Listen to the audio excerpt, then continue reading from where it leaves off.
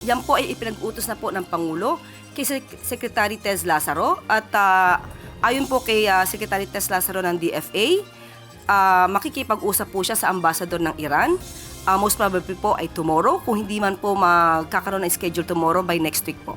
Nagbigay na ng direktiba si Pangulong Ferdinand Marcos Jr. kay Foreign Affairs Secretary Maria Teresa Lazaro na magkaroon na ng pakikipag-usap sa ambassador ng Iran. Ito ang inihayag ni Palace Press Officer Undersecretary Claire Castro sa gitna ng paghikayat ni Senator Sherwin Gatchalian na magkaroon ng high-level talks sa Iran at pag-usapan ang pagbiyahe ng mga oil tanker na papuntang Pilipinas mula sa Strait of Hormuz.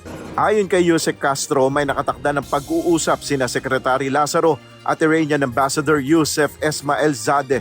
Kaugnay nito, ayon sa palasyo, maganda naman ang relasyon ng Pilipinas at ng Iran na nagsimula pa noong 1964. Sa akin pong pagkakaalam at sinabi po rin naman ni Secretary Tez Lazaro, maganda naman po ang relasyon natin sa bansang Iran.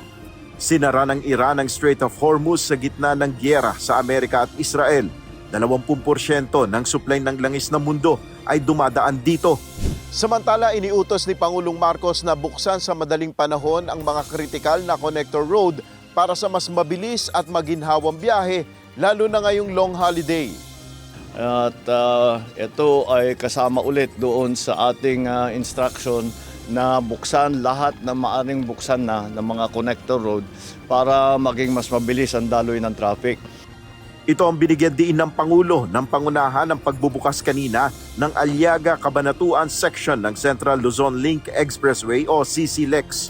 Dahil sa pagbubukas ng bagong bahagi na ito ng CCLEX, magiging mabilis ang biyahe mula Tarlac hanggang sa sentro ng Cabanatuan na aabot na lamang sa 20 minuto mula sa 1 oras at kalahati. Ayon kay Pangulong Marcos, dahil sa pagbubukas ng mga kritikal na kalsada, bukod sa mas mapapabilis ang biyahe, makakatipid rin sa konsumo ng langis sa gitna ng patuloy na pagtaas ng presyo ng produktong petrolyo.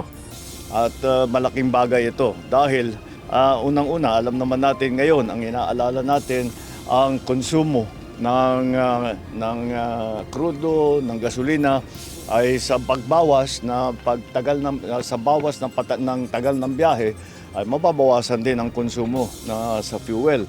At malaking bagay ngayon yan at lagi nating inaalala yan.